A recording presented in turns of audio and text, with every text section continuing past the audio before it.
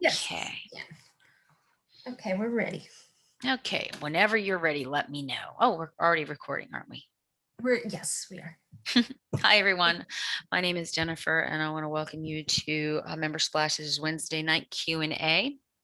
Tonight, we are going to go through, this is going to be a short one, I think. We are going to go through the admin screens and the user role screens. For most people, for our premium customers, this will be much more informative than for our basics and essentials customers. So I just want to say that up front. So we're going to go ahead and get started right now. As always, we are starting on the dashboard.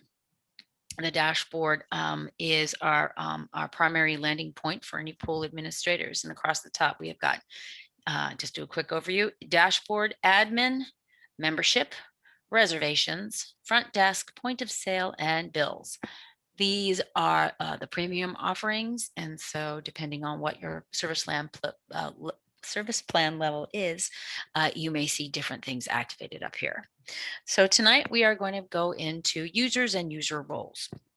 The reason that Katie and I decided that we would do this tonight is that we are actually getting some tickets on um, a, a little hiccup in the system where former board members are finding out that their accounts are being deactivated. And that is a result of how the board member was given their board level access.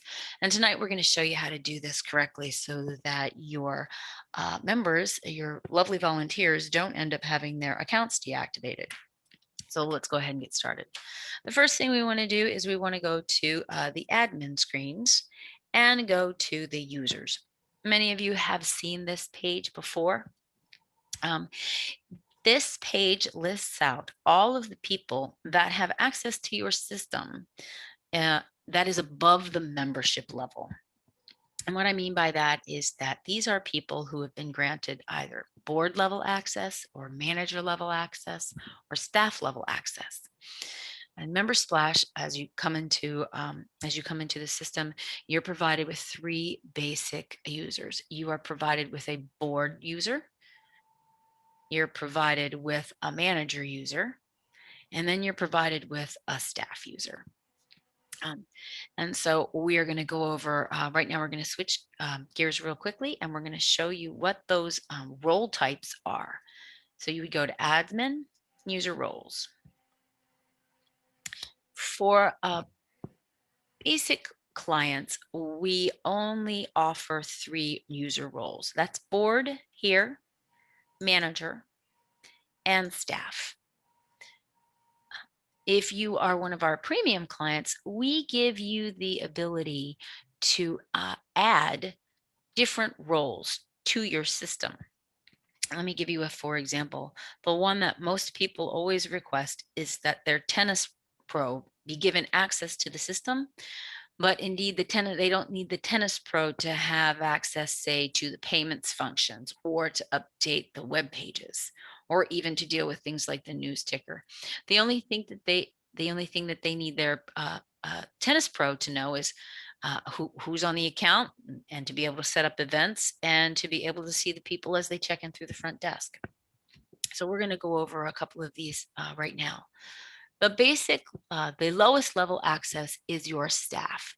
And your staff, when the system is set up, is given only two capabilities, and that is access to the front desk here, and that is access to the news ticker. And that allows them to update things such as there is lightning in the area. That's what the news ticker is for. The front desk, of course, is exactly what it means. It means that the staff is allowed to use all the functionalities of the front desk in order to check in people. That generally includes things like updating the photographs or checking people in and dealing with the point of sale system. That, of course, you would have to enable down here. And that's one of the things we're going to do for our staff is enable the point of sale system for them. Once you have the shifting quickly to the board level, as you can see, the board level has all of the default capabilities established over here. on the right-hand side. They have access to accounts, emails, events, the front desk, the member splash setting, pages, payments, point of sale, as well as the ability to update the users, update board level users. And that's one of the other things I wanted to point out. There isn't a super user. If you have 12 board members that all have board level access, any board member can give another person board capabilities. So just so that you know who has the abilities, just so that you know that if you're kind of wondering why 10 new people have board access, it could be that your president's able to assign it out or has assigned it out just without kind of telling anyone. Not a big deal, but in case you're wondering why you have too many people with board access, that could be one of the reasons. Now, for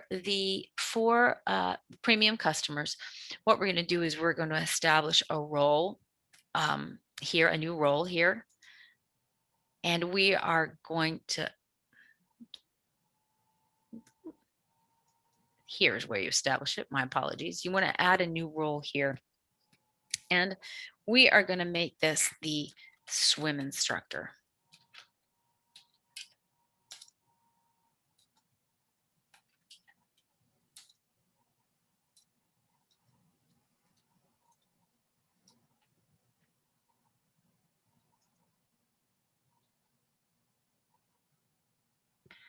Okay. And we are going to take this person and we're going to give them some pretty substantial, or this role, not this person, this is a role.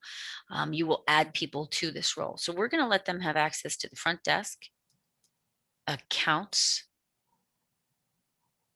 emails, forms for setting up swim lessons and such, as well as the pages. And excuse me, yeah, the pages. For things like the swim instructor wouldn't need any access to the point of sale, so you wouldn't give them that. And then once you've established your role, you can go in and then you can add users to that role. So, for example, in this particular case, if Katie was going to be our new swim instructor,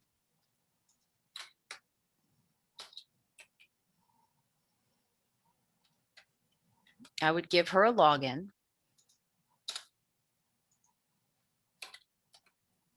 I would put her name in. I'm going to skip the email for now.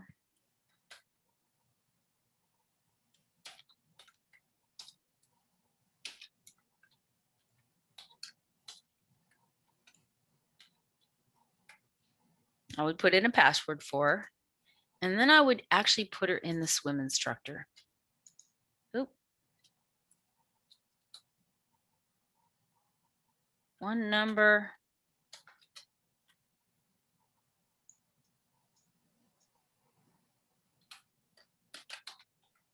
No special characters. Yes. Oh my goodness. Yes.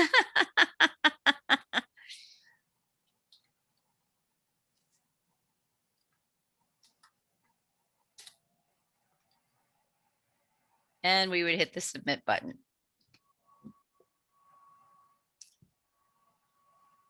And what you see is Katie is down here as a swim instructor. You can add as many users as you want.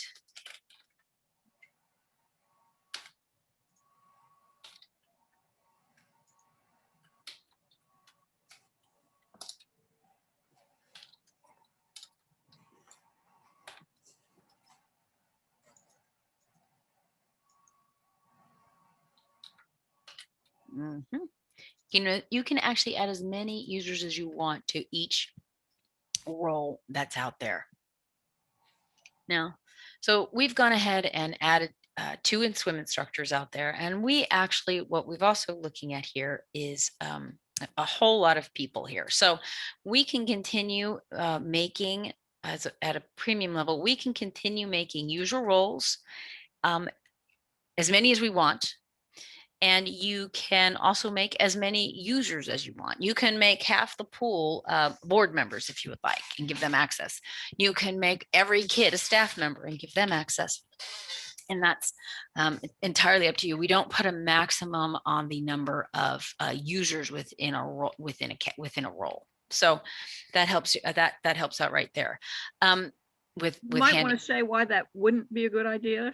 I could give you a number of reasons why it probably wouldn't be a good idea.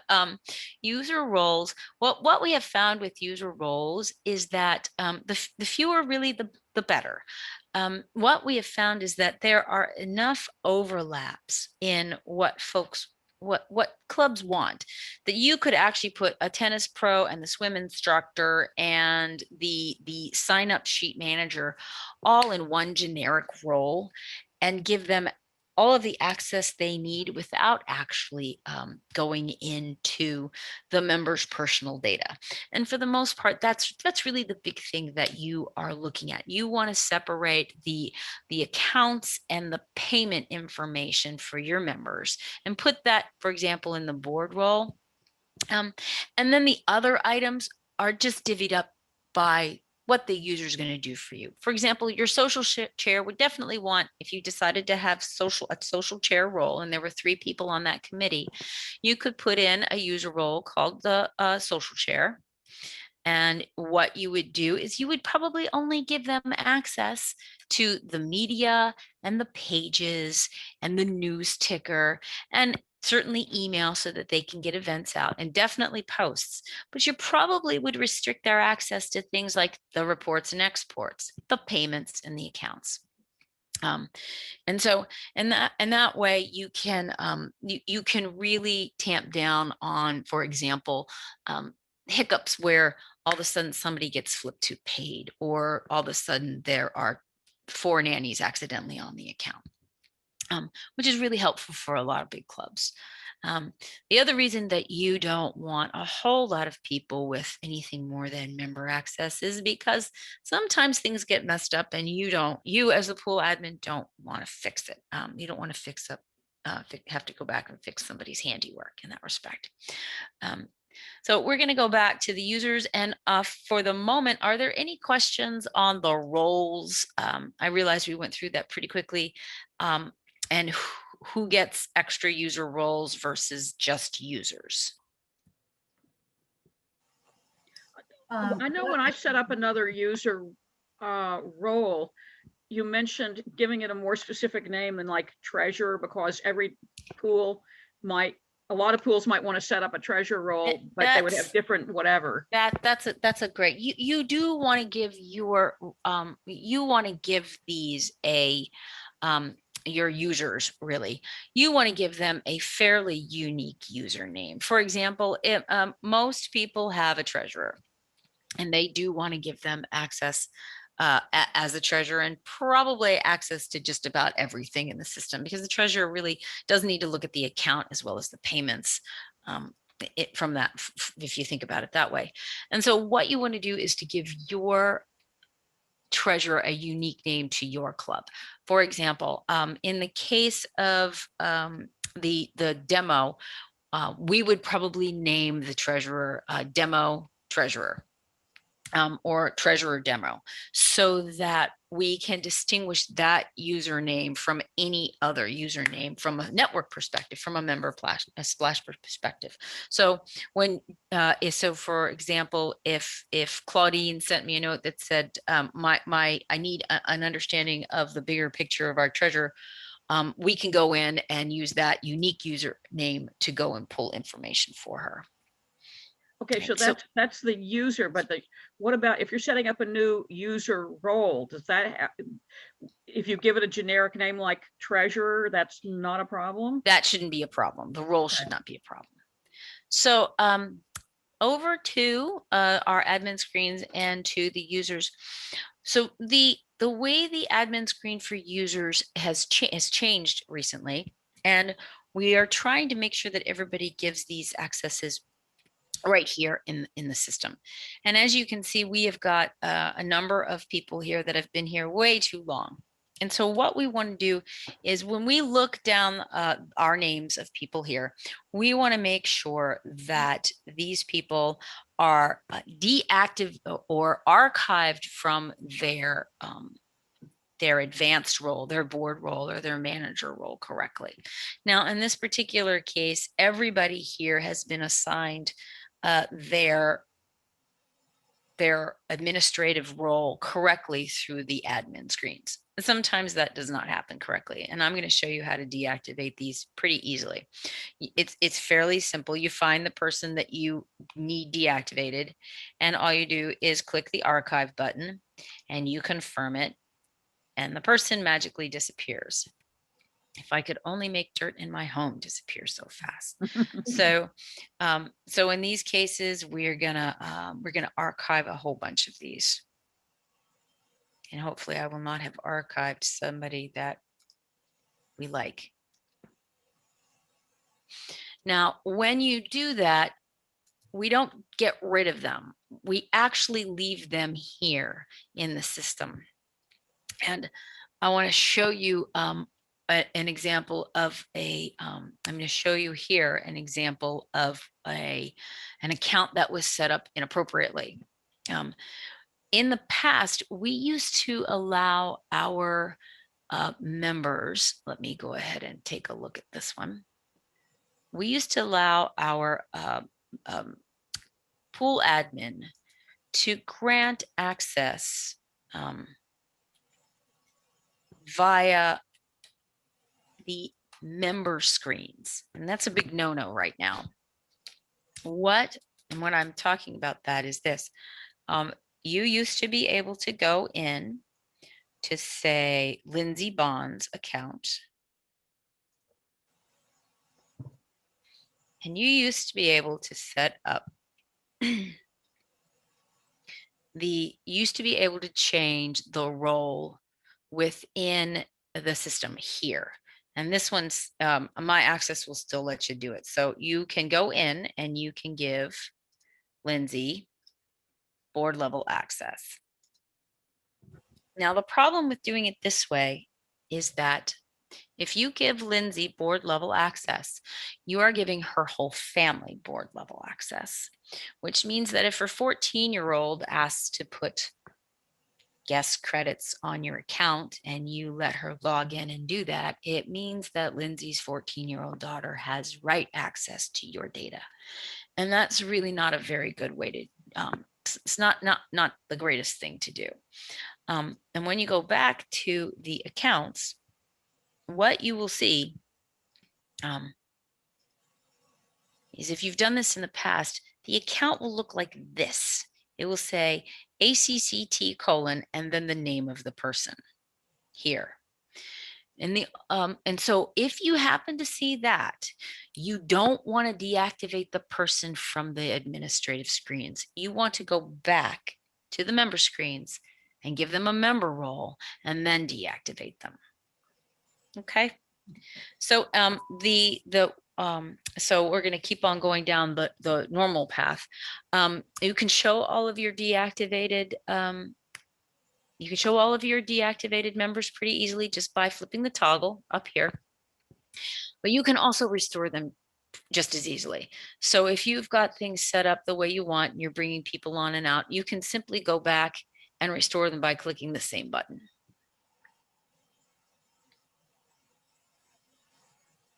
Okay. Right. Are there any questions on the users? I guess so when you're setting up your username, is it preferable to just to use, not use an email account? I would not use an email account. I would use just a compressed version of the person's name. So if your name is Bob Jones, I would just put it in as Bob Jones, all one word. Okay. Yeah, that seems less confusing. Okay, thank you. I know that was a quick one tonight, and I certainly want to be respectful of your time, given the fact that most pools open in just a few short not even a few short weeks, a few short days. So check back with us again regarding the Q&As for reservations and anything else that's coming through the ticket system. We'll try and get it up on the Q&A site, on the Q&A schedule as soon as we can. Thank I have a you. question about front desk staff. And Yes. getting them trained. We're new to this, and I wondered if I set up, we have 4 people who work on our front desk on a regular basis. So do I need to give each of them access, or I just say, how do I do that? And also if I wanted them to like look at the knowledge base ahead of time to sort of read up on how to do front desk stuff, can they do they have access to that, or do I have to give them like a user role? No, you can, that's accessible right off of our website, Nancy. You could just give okay. them the URL. And you probably want to give them access to, say, the overview documentation. The other thing you would want to do is if their role is pretty limited. I've just done a switch to on the screen to what the staff sees. Mm-hmm. And so their role is pretty limited. There are only a few functions that they can do at this particular time. Mm-hmm. One of them, of course, is the check-in. This one, of course, is set up for my staff people, and so they've got access to reservations, front desk, point of sale. Mm-hmm. And so, however, the bulk of what they're going to do is going to be right here in the check-in section. Mm-hmm. So that's probably where you want to focus their time. And to be honest, they can probably get through training in about 45 minutes to an hour. As you can see, the system's pretty functional. It's running really well. We get a good number of we get the members up and running pretty quickly. So it's actually pretty functional for what the for what the kids need in order to check folks in. Were there any other questions about the staff? Your setup might be a little bit different given what you've given the roles that you've given to them. For example, they may not have access to the reservations or the point of sale system. You may want a manager having access to that. I'm just not sure of your setup right now. Mm-hmm. Anything else? No, that's it for me. Okay, well, thank you very much for your time this evening, and I hope you have a good evening. Thanks. Thank you. Thank you, ladies. Thank Take you. care. Good night. Good night.